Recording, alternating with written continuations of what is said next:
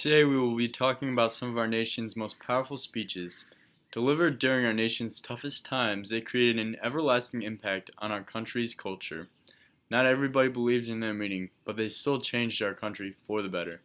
Throughout history, the equality between African Americans and Caucasians has undoubtedly changed due to the speeches delivered by civil rights speakers dating all the way back into 1852 up until 1964. The first of these powerful speeches was delivered by Frederick Douglass in 1852. Frederick Douglass was a free African American who spoke publicly during the Civil War era. His experience as a slave helped him win over his audiences primarily in the North. Douglass's Hypocrisy of American Freedom and What to the Slave is the 4th of July are two of his most impactful speeches given during the time period.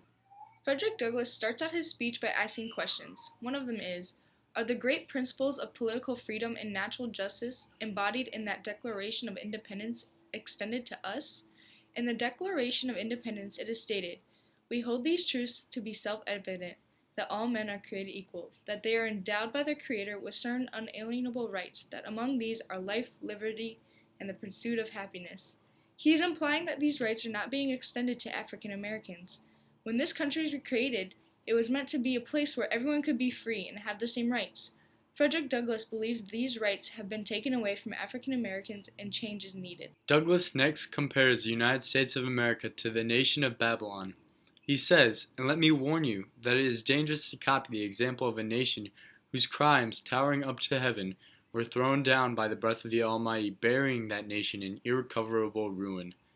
Babylon was a city-state of ancient Mesopotamia.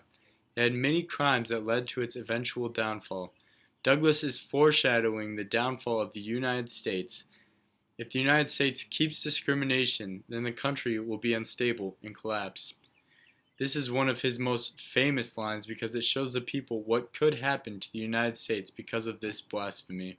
Another one of Frederick Douglass's famous speeches, What to the Slave is the 4th of July, was given the day after the 4th of July. Frederick Douglass intended to strike sympathy into the hearts of the audience in his own hometown.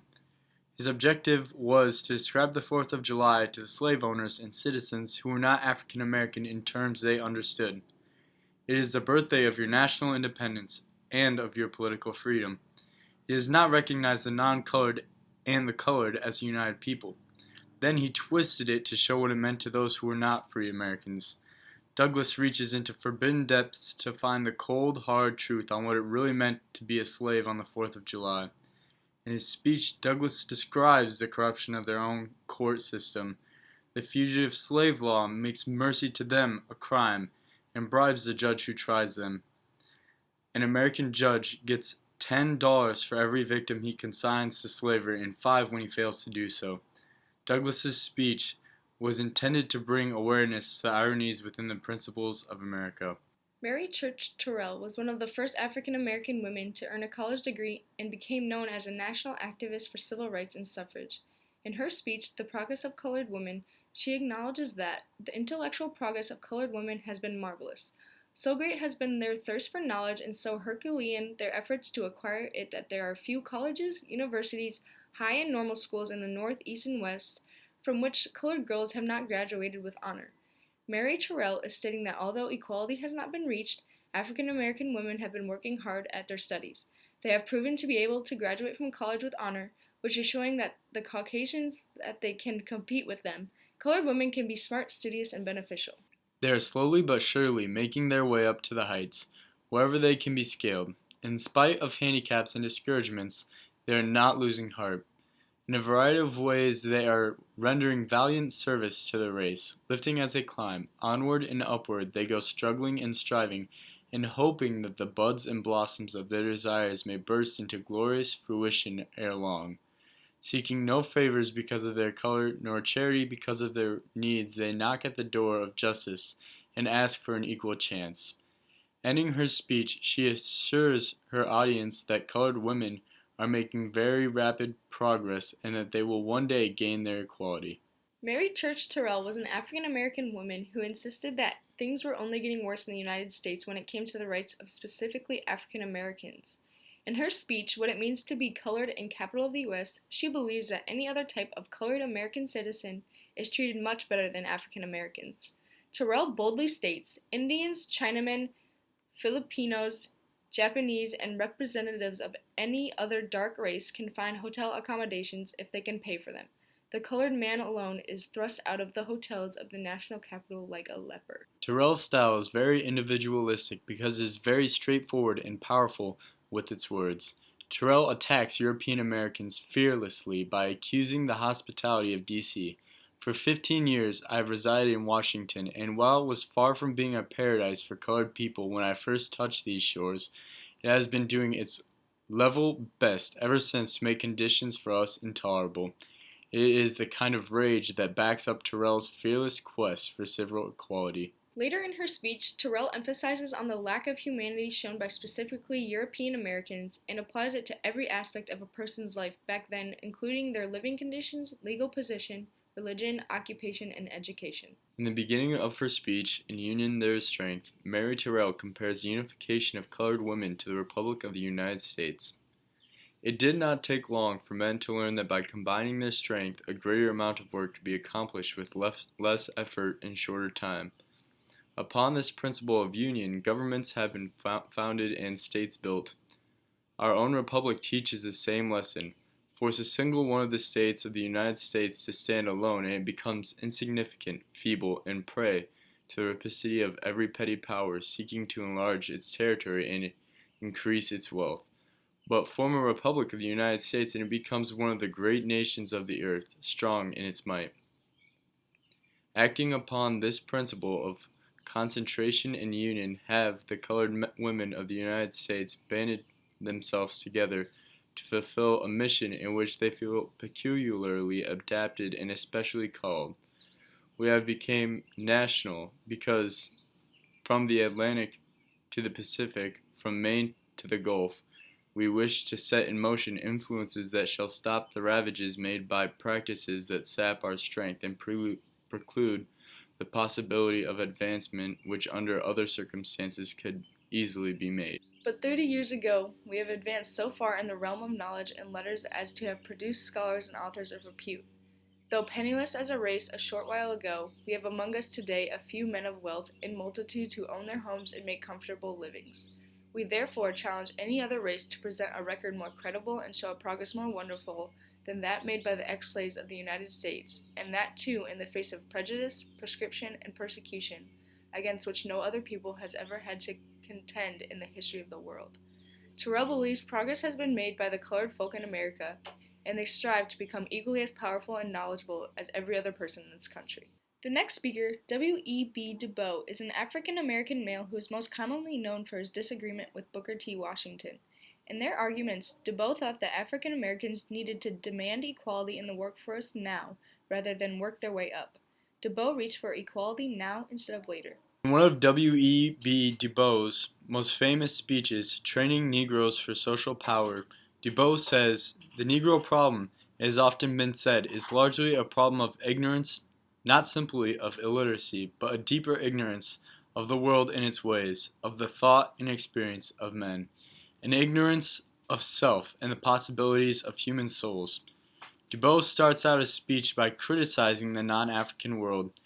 He is saying that because of their ignorance and disbelief in African Americans, they cannot be educated and therefore cannot hold high-position jobs. So, the Negro problem is all because of the ignorance of everyone else. As Du Bois describes, the very first step toward the settlement of the Negro problem is the spread of intelligence. This is a very strong statement that comes with a lot of baggage. In order to spread intelligence, one would need a free public school system, which means adequate support of a sufficient number of Negro colleges. Along with the colleges, the growth of high schools and lower education is needed. The public school system is designed to furnish the necessary intelligence for the ordinary worker. In Du Bois' speech, A Negro Nation Within a Nation, Du Bois declares that the great mass of Americans are, however, merely representatives of average humanity. They muddle along with their own affairs and scarcely can be expected to take seriously the affairs of strangers or of people whom they partly fear and partly despise. Du Bois' speech focuses partially on the resentment of African Americans by Caucasians and also on the position of African Americans in the workforce around the time of the War and Depression. His main point is how the non-colored are afraid of what the colored people could actually do in their society. Dubose taunts them by saying that they are simply scared that an African American could do the same job as any Caucasian. Malcolm X, an American Muslim minister and human rights activist in the 1960s, once gave a speech called the Black Revolution. He questioned, how can the so-called Negroes who call themselves enlightened leaders expect the poor black sheep to integrate into a society of bloodthirsty white wolves? Malcolm X is pointing out that there are black leaders who want them to interact and learn from whites, but the poor black sheep are questioning how they will get along or collaborate with the whites who don't want them there and who are not willing to help them out. Sure, the strong, assertive leaders are doing okay, but how will the normal folk react in a racially mixed learning environment? Since the black masses here in America are now in open revolt against the American system of segregation, will these same black masses turn toward integration, or will they turn toward complete separation? Will these awakened black masses demand integration into the white society that enslaved them, or will they demand complete separation from that cruel white society that has enslaved them? Will the exploited and oppressed black masses seek integration with their white exploiters and white oppressors, or will these awakened black masses truly revolt and separate themselves completely from this wicked race that has enslaved us? These are simple questions asked by Malcolm X to get the African Americans to rise up to the European Americans. Malcolm X is curious if the African Americans will just comply and cave into whatever the Caucasians want, or are the African Americans strong and brave enough to demand integration? Basically, they have two choices: back down, or they will stand up to the Caucasians. The Ballot or the Bullet is the title of a public speech by human rights activist Malcolm X. In the speech, which was delivered on April 3, 1964, at Corey Methodist Church in Cleveland, Ohio, Malcolm advised African Americans to keenly exercise their right to vote, but he cautioned that if the government continued to prevent African Americans from attaining full equality, it might be necessary for them to take up arms. It was ranked 7th in the top 100 American speeches of the 20th century by 137 leading scholars of American public address. The proper solution, Malcolm X said, was to elevate the struggle of African Americans from one of civil rights to one of human rights. A fight for civil rights was a domestic matter, and no one from the outside world can speak out in your behalf as long as your struggle is a civil rights struggle. Malcolm said that changing the fight for African American equality to a human rights issue changed it from a domestic problem to an international matter that could be heard by the United Nations. He contrasted civil rights, which he described as asking Uncle Sam to treat you right, to human rights, which he called your God-given rights and the rights that are recognized by all nations on this earth. He said that the people of the developing countries would be sitting there waiting to throw their weight on our side if the fight for civil rights were expanded into a human rights struggle. Our last speaker, Martin Luther King Jr., one of our nation's most well-known civil rights activists, spoke during the civil rights movement during the 50s and 60s. His most famous speech, I Have a Dream, has one key message. All people are created equal, and although not the case in America at the time, King felt it must be the case for the future. He argued passionately and powerfully. Now is the time to make the real promises of democracy. Now is the time to rise from the dark and desolate valley of segregation to the sunlit path of racial justice. Now is the time to open the doors of opportunity to all of God's children. Now is the time to lift our nation from the quicksands of racial injustice to the solid rock of brotherhood. And as we walk, we must make the pledge that we shall march ahead. We cannot turn back. There are those who are asking the devotees of civil rights, when will you be satisfied? We can never be satisfied as long as the Negro is the victim of unspeakable horrors of police brutality. We can never be satisfied as long as our bodies, heavy with the fatigue of travel, cannot gain lodging in the motels of highways and the hotels of the cities. We cannot be satisfied as long as the Negro's basic mobility is from a smaller ghetto to a larger one. We can never be satisfied as long as a Negro in Mississippi cannot vote and a Negro in New York believes he has nothing for which to vote. No, we are not satisfied, and we will not be satisfied until justice rolls down like waters and righteousness like a mighty stream. The I Have a Dream theme. I say to you today, my friends, that in spite of the difficulties and frustrations of the moment, I still have a dream. It is a dream deeply rooted in the American dream. I have a dream that one day this nation will rise up and live out the true meaning of its creed. We hold these truths to be self-evident that all men are created equal. I have a dream that one day, on the red hills of Georgia, the sons of former slaves and the sons of former slave owners will be able to sit down together at the table of brotherhood. I have a dream that one day, even the state of Mississippi, a desert state sweltering with heat of injustice and oppression, will be transformed into an oasis of freedom and justice. I have a dream that my four little children will one day live in a nation where they will not be judged by the color of their skin, but by the content of their character. I have a dream today. I have a dream that one day the state of Alabama, whose governor's lips are presently dripping with words of interposition and nullification, will be transformed into a situation where little black boys and black girls will be able to join hands with little white boys and white girls and walk together as sisters and brothers. I have a dream today. I have a dream that one day every valley shall be exalted, every hill and mountain shall be made low, and rough places will be made plains, and the crooked places will be made more straight, and the glory of the Lord shall be revealed, and all flesh shall see it together. While the address has a very strong message for white people and hints at a revolution, King's words are mostly about peace, offering a vision everyone could buy into. During the late 1960s, the fight for racial equality began to really pick up speed. At this time, racism was a growing problem that was creating uproars through hate crimes and violent protests. On April 3, 1968, in Memphis, Tennessee, Martin Luther King Jr. gave a moving speech about the unfortunate reality of society. He was able to convey his powerful message of peace by using metaphors and different analogies that people could easily relate to. Not only did Dr. King's "I've Been to a Mountaintop" speech lead into the gradual acceptance of African Americans in what was, at the time, an all-white society, but it gave new freedoms to those who were once discriminated against. Upon starting his speech, Dr. King immediately dives into the issues that he planned on addressing. He explains his picture-perfect America by using metaphors such as, "I would take my mental flight by Egypt, and I would watch God's children in their magnificent trek from the dark dungeons of Egypt through, or rather across the Red Sea, through the wilderness on toward the Promised Land, and in spite of its magnificence, I wouldn't stop there." Martin Luther King wants to convey that he has a strong hope for America to change their prejudicial ways.